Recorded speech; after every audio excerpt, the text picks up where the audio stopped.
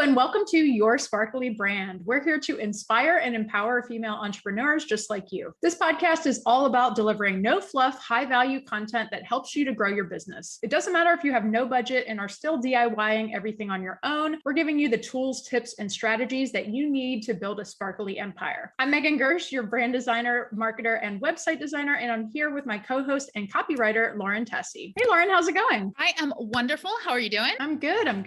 Do we want to kick things off with your sparkly moment of the week? You have something sparkly you want to share? Yeah. So this is like kind of dumb and silly, but also like it kind of gave me a smile when I realized it. I realized that like I actually come from like generations of entrepreneurs. So both of my parents are lawyers, which is like a different, but they have their own practice. You know, it's a different kind of thing, but it's definitely like they're running their own business. And then on my mom's side, my grandparents had like a plastics factory, which, you know, back in the 50s was a good thing. And then on my dad's side, my grandparents had like an Italian fine food store. So it's like, I had a moment the other day and I was like, oh, that's kind of cool. That actually kind of explains a lot, maybe. That's so cool. I feel like that is kind of a trend that I've heard from like other entrepreneurs is just like, oh yeah, it's like in my blood. Like it's crazy. So that's awesome. Yeah. What about you? What's making you feel sparkly? So I've been working on, I think I might have mentioned this on another episode, but I've been working with, her name is Princess Etch. She is an Etch-a-Sketch artist, but I just finished up her website designs this week. We finished up her branding last week, and I'm just so excited with how this turned out. I'm so excited to release it to the world, to build it. It's just like one of those like ideal client type situations where like she really trusted me to build something really bold for her, and it just turned out amazing. I'm so excited. So yeah, that's kind of making me feel a little sparkly this week. I'm excited to see that. And I hope you're going to like share that on social whenever the time is right, because I mean, the idea of it is just so cool. And you know, I'll be sharing that everywhere. All right. So let's get into it. Today, we are doing another Q&A episode. We had a blast on the first one, and we had so many questions that we didn't have time to get to them all. So we had to do a part two. I feel like this is the part two of many because we're loving these episodes. Easy for us to help you guys out with whatever you're dealing with. So let us know if you like these Q&A episodes. You can also send us your questions. You can send us DMs on social or send an email to hello@yoursparklybrand.com with questions, feedback, whatever you want more from the podcast. Okay, so let's kick it off with our first question, which is, how do I use my superpower of brainstorming and vision to create a business? Such an amazing question. And honestly, this is like one of the types, I think, of entrepreneurs. And essentially what you're describing is like, you are the visionary. So you can see the bigger picture of like, you know, how a business can promote themselves or how they can, you know, whatever the niche is that you're going after, you have the vision for those types of projects. And so what I would recommend, what's coming, you know, what would be the low-hanging fruit for this is coaching. So getting on the phone with people one-on-one, learning about their business, giving them customized feedback on how they might be able to create products or services or promote their business or whatever they're struggling with, just because you have the vision for how to make that happen. So that would be my number one tip. Do you have anything to add to that? Yeah, you know what it made me think of is this is sort of maybe a step down the road, but as you're visioning, as you're, you know, in your brain building your business, if you're a visionary, make sure that you have a business that you can hire people to support you to do the daily work, to do the tasks, to keep you on track of what you need. Because I know for me, like it's a struggle to keep up with the to-do list when you are so focused on big picture stuff. So I would, as you think about what your business is, really make sure that you can hire the right people to help keep you on track with your vision. Yeah, definitely. And I think that goes back to also like really starting to recognize the pieces of your business that don't light you up, right? Like you need to outsource those tasks that you don't enjoy doing, because when you have more time to focus on the tasks that you do like doing, so like, you know, providing that vision or strategy for your clients, like that's the part of your business that's going to make you super excited about, you know, your everyday life. So yeah, that's my 2 cents there. So let's move on to our next question here. So when you are merging two brands or website and the brand name changes, what do you do with the domain name? This is a great question. Yeah. So the old domains, have them forward to whatever the new unified name is for the brand. I would also for a while have a small pop-up bar or some sort of like, hey, are you looking for blah, blah, blah.com? Well, now we're blah, blah, blah, blah, blah.com. You're in the right place. Or just some sort of reinforcement, especially depending if how much is changing, right? If the visual's changing, if the name's like totally changing, if it's just like a slight variation, it might not be so strange. But if you're changing the visual and you're changing the name and it looks like a completely new company and you have existing customers that you want to keep and you don't want to lose them as soon as they're like, what is this? I don't recognize it. So just my top tip is to then kind of have a reminder at the top, like, oh, hey, we have a new look. It's like, even like Coca-Cola does it or something when they like change their can. They're like, same taste, new look or whatever. Yeah, definitely. I think you nailed it. Awesome. So our next question is, what content pillars should I use to bring more value to my audience for a business with handmade hair accessories? Awesome. So there are lots of different things that you could do for this. Here are some ideas. I would definitely make one of your pillars styling tips. So like, let's say, for example, you're doing scrunchies or something like that. If you can wear it in your hair, like what are the different hairstyles that you can create with that? Another pillar might be something in line with like the benefits. So like we use these specific materials to make our scrunchies. They're vegan, they're handmade,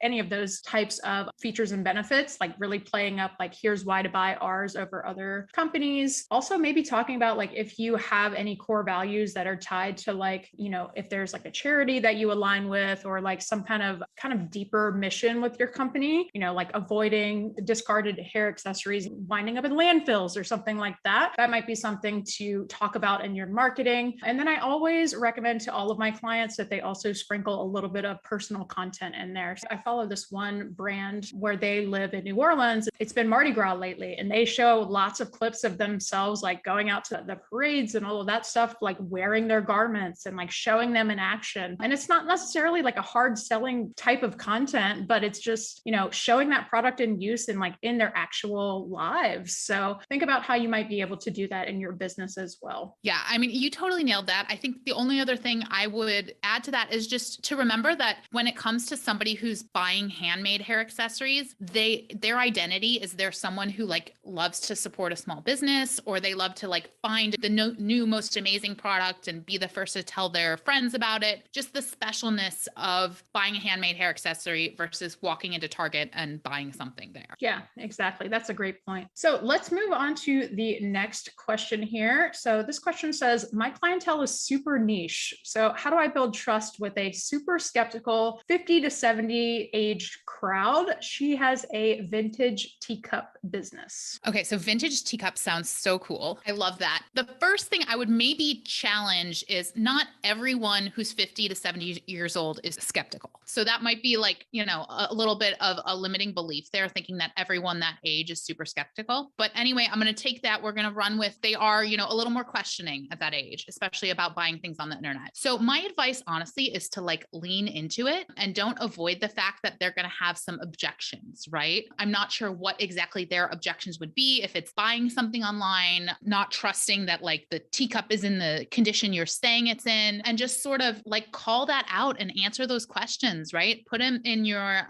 product pages, or have a fact section, talk about it on social media.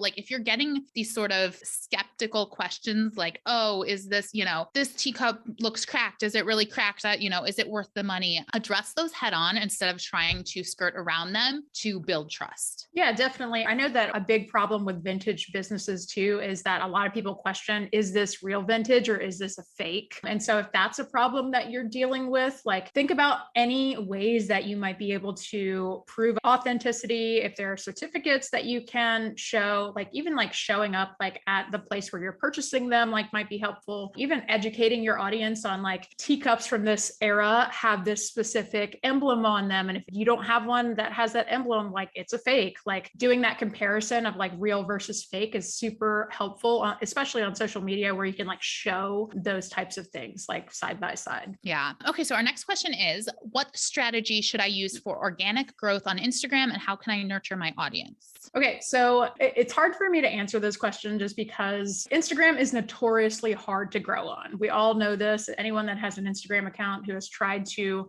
build their account, get business, like it's just tough. One thing I will say right now, at the time of this recording, they are really pushing Instagram Reels. One tip that I would give you is to, when you're posting your Instagram Reels, post them only to the Reels feed. Right now, I've been seeing a lot better results when you turn that little switch off. Essentially, this doesn't push the post to your followers. It only posts it to new people. So the reach is higher. However, you are going to be reaching new people and not your followers. So you do need to come up with another strategy for your followers to keep them engaged and to nurture that audience. So having like a combination strategy there is helpful. As far as other nurturing strategies that you can use with your audience, always responding to comments, responding to people's stories can be helpful as well. When you're using stories, always start off your stories with a story that shows your face, and then always add like an engagement sticker to that story. So like figuring out like, do you want to use a poll in your first story, or maybe like that little slider feature or the question box? There's lots of different stickers that Instagram has built into the stories feature. So make sure to experiment with those. And the more that you can get people to engage in those first few stories, the higher you're going to be bumped up in the stories algorithm. And so that is super helpful. As far as other like nurturing strategies, I mean, just, chatting with people in the DMs is always like, it takes time, but it's so worth it, especially over time. You can really build relationships with people that way. I mean, that was so much great information you just dropped right there. The only other thing, I think it's just like a summary of like quality connection with people, right? It's like not just like liking comments, responding with something helpful and useful, and talking to your existing audience and not just trying to constantly get new followers. Yeah, totally. And I would also just add one more thing to this too, is like use your other social media channels to drive traffic to your Instagram. I follow a lot of folks on TikTok that will almost use Instagram as like a real kind of platform where they'll say like, oh, if you want to see my full outfit, head over to my Instagram. Or like, if you follow me on Instagram, you already know this, or you know the full story, but blah, blah, blah, blah, blah. And they kind of tease something, but it's like a great way to kind of like get people from one platform to another. So that's another idea. That's interesting. I'm going to sidetrack us for a second. So is it maybe somebody whose audience is more on Instagram would do that, who's like trying to find new people, but like maybe somebody in fashion or something? Like, why is somebody, if they're doing well on TikTok, why is somebody driving traffic to Instagram? Because putting your eggs all in one basket is never a good thing. Okay. And so I kind of use the 80-20 strategy when it comes to social media content in general. So like 80% of my effort is going towards TikTok right now, but I'm also dripping out my other content on other platforms. So I'm putting my videos on Twitter now and then. I'm putting my stuff on Facebook, although that's not doing anything ever, but like, dripping out your content in other places, because what happens if TikTok goes down? And it has in the past. Like, you don't want to be stuck with, no way to reach your people. So I always recommend like cross-pollinating that audience, like on different platforms, bringing them over, giving them a benefit to following on Instagram versus TikTok. So like I said before, like that behind the scenes content, that's not really fit for like the TikTok format. So like, that's a great place to, give your audience like that stories style content. Awesome. Well, that's good to know. Thank you for sharing. Sure. So let's move on to the next question. Let's see here. We got, how do I get started with cold email and messages? I love this question. Yes, this is so good. I've sent hundreds of them. Same. And honestly, this would be a good episode. I think we could talk about this process. But for now, first you got to start with, what do we always start with? Who's your ideal client, right? I highly suggest batching these and batching every step of the process. You want to do your research. I did a lot on LinkedIn when I was doing it. That was super helpful. There's all sorts of plugins, and maybe it's worth paying for. I think it's like LinkedIn Navigator or something. I think I would pay for it for a month and then not pay for it for a month or something and just go get all the emails. And you kind of have to be strategic with that. There's also some, email address finding tools. They're not always right. They're not, but you also get good at learning what people's email addresses are when you do a lot of cold emailing. So go figure out who you want to work with, go get some contact information. It's always best to send it to a person, not like a general hello@.com or info@.com. Send it to a person, make it specific, use their name in it, and just test out these cold emails, right?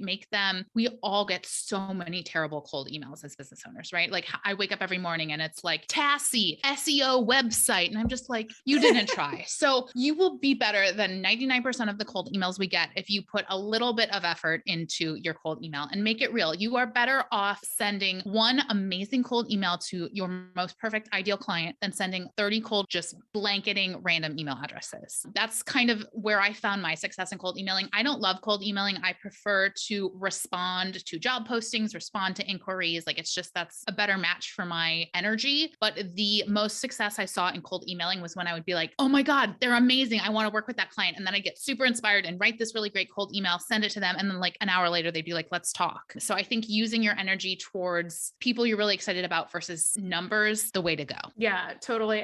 I also do not really care for cold emailing. I was doing a lot of cold emailing in the beginning stages of my business. And like, it's a great way to get in front of new people for sure. And it's really just boils down to a numbers game. But I did want to share 3 different strategies that I have found that have worked for me too. So the first 2 are tools, but hunter.io is like a great tool for finding email addresses of companies. So basically the way that it works is like, let's say that I wanted to find the email of somebody that worked at Google or something. I would just type in google.com and then it would populate with every public Google email address. It's like pretty incredible. And I think you can get like a certain number of searches per month or something like that for free, but it is a paid tool as well. So the second tool that I wanted to mention is Mixmax. Mixmax is an amazing. Have you used that tool before? I feel like maybe you showed it to me a while ago. I've definitely heard of it. I can picture it. I don't remember using it though. Okay, so this tool is incredible, especially for batching your cold emailing. So essentially what you can do is you can make your list of people that you want to email in like a spreadsheet,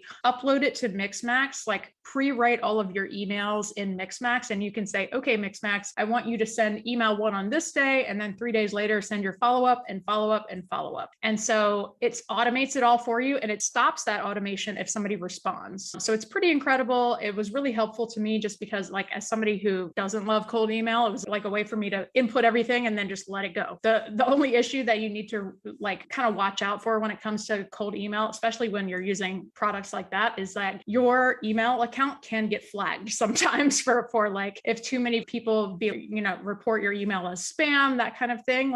So that's where like the personalization really does come into play. You can do that in an automated fashion. You just have to be really careful with it. And then that kind of leads into the third thing that I wanted to mention too, is just like, I mentioned this with Mixmax, but just following up in general is just so important.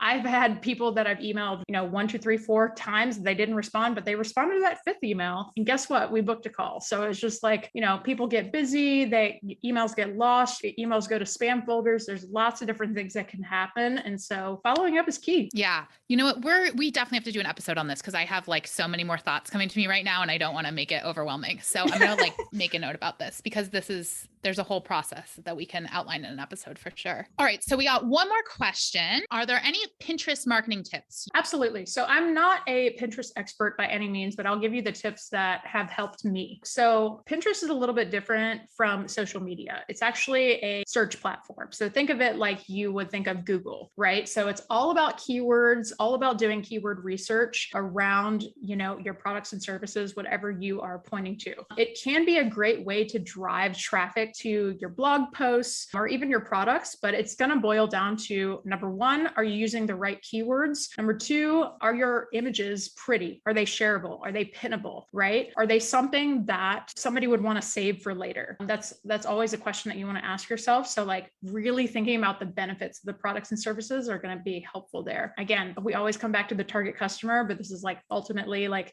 saying like, here's a water bottle is a little bit different than saying like, here's how to stay hydrated all day long or something like that. Like that's a little bit different. And yeah, when it comes to Pinterest too, like it's all about consistency, publishing your pins consistently, mixing in all of the types of pins can be helpful as well. I know that they've just rolled out a few new features. And so I truthfully am not up on all of those new features. It's not been a priority for my marketing strategy as of lately. But yeah, those are my kind of tips that have worked for me in the past. Awesome. So I'm not an expert on this at all, but I was on a call with a client last week who mentioned something that I feel like might be helpful. They are seeing a lot more success from Pinterest when the landing page that the pin has sent someone to looks like Pinterest, feels like Pinterest, is designed for Pinterest. So the difference between that is if you're selling clothing, if you're selling shiny kimonos, instead of that pin ultimately leading to a product page, right? It leads to a landing page that's really designed, maybe has some more fashion ideas, style ideas versus just straight up trying to sell. Yeah. One last thing I'll add to this too is idea pins have been really popping off lately with Pinterest. It's essentially, again, it's like the TikTok competitor for Pinterest. The only drawback to idea pins is that you can't add a link. So it's more for visibility, driving followers to your page. And then again, you need that combo strategy where it's like use the idea pins to drive traffic to your page, but also be pinning regular pins and video pins so that you can have those external links. All right. Well, that's all of our questions for today. If you have a question you want answered on our next Q&A episode, send either of us a DM on social media,